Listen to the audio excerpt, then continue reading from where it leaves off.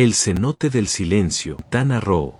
En el corazón verde y húmedo de Quintana Roo, donde la selva respira con un susurro profundo y el tiempo parece detenido, existe un cenote que no aparece en ningún mapa.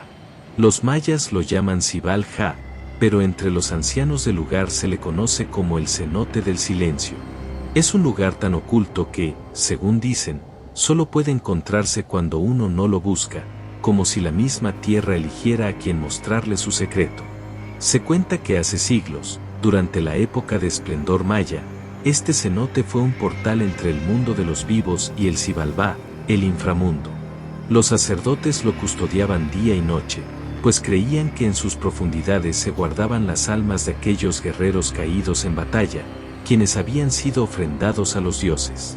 Era un lugar sagrado donde el agua no solo saciaba la sed, sino que también guardaba la memoria de todo lo que había ocurrido. Cuando alguien se acercaba al borde del cenote, debía hacerlo en completo silencio. Los ancestros decían que el agua escuchaba, y que cualquier palabra imprudente despertaría a los espíritus dormidos. De ahí nació su nombre, porque aquel que rompía el silencio con burlas o irrespeto jamás regresaba a contar lo que había visto. Los pobladores narran que, en las noches de luna llena, el agua del cenote no refleja la luz, sino sombras. Figuras etéreas de guerreros con penachos y lanzas se levantan sobre el espejo oscuro del agua, custodiando la entrada al Xibalbá. En esas noches, el viento deja de soplar y la selva parece contener la respiración. Solo los más valientes se atreven a acercarse, pues se cree que si alguien observa fijamente el centro del cenote, podrá ver su propio destino reflejado en la superficie. Hubo un tiempo en que un joven llamado Jung, curioso y lleno de dudas sobre los antiguos mitos, decidió comprobar por sí mismo las leyendas del cenote del silencio. Durante semanas escuchó a los ancianos del pueblo contar historias de voces en la oscuridad, de luces que bailaban en el fondo del agua, de manos invisibles que tocaban los hombros de los imprudentes. Jung, con su espíritu rebelde, pensó que todo eran cuentos para asustar a los niños. Una noche, armado solo con una antorcha y su valor, se adentró en la selva siguiendo el sonido del agua. Cuando por fin encontró el cenote, el silencio era tan profundo que sentía el latido de su propio corazón resonar en el aire. Se arrodilló en la orilla y observó el agua. Fue entonces cuando la luna, que apenas asomaba entre las ramas, iluminó la superficie del cenote. En lugar de ver su reflejo, Jung vio rostros desconocidos, hombres y mujeres vestidos con ropajes antiguos, algunos con lágrimas en los ojos, otros con sonrisas extrañas. Sobrecogido, retrocedió un paso, pero las voces comenzaron a susurrar. Eran suaves, como el viento entre las hojas, pero cada palabra parecía penetrar su mente. Escucha, recuerda, no olvides, decían. Jung, hipnotizado, sintió una mano fría sujetar la suya desde el agua. No era humana, sino más pesada, más densa, como si el mismo cenote intentara arrastrarlo hacia adentro. Gritó, pero no había nadie cerca para escucharlo. Con todas sus fuerzas logró zafarse, corriendo de regreso entre la selva, jurando no volver jamás.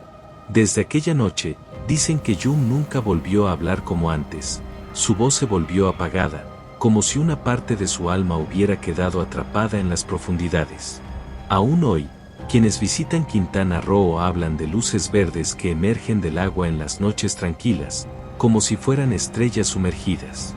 Algunos viajeros aseguran haber escuchado cantos en una lengua antigua, y otros juran que el cenote les mostró fragmentos de su vida, cosas que nunca habían contado a nadie. Los chamanes mayas afirman que el cenote del silencio es un guardián, una puerta viva. No está allí para asustar, sino para recordar al hombre que la tierra y el agua guardan memorias que nunca mueren. Para ellos, este cenote es uno de los últimos lugares donde los dioses aún escuchan a quienes se acercan con respeto. En los alrededores, hay piedras talladas con símbolos que apenas se distinguen.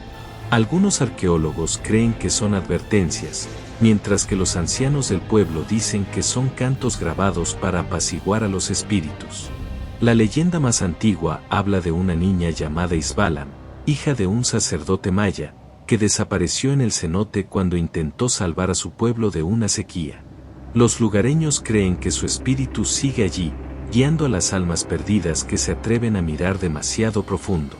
El cenote del silencio no aparece en las guías turísticas ni en las postales, pero su historia vive en las voces de los abuelos.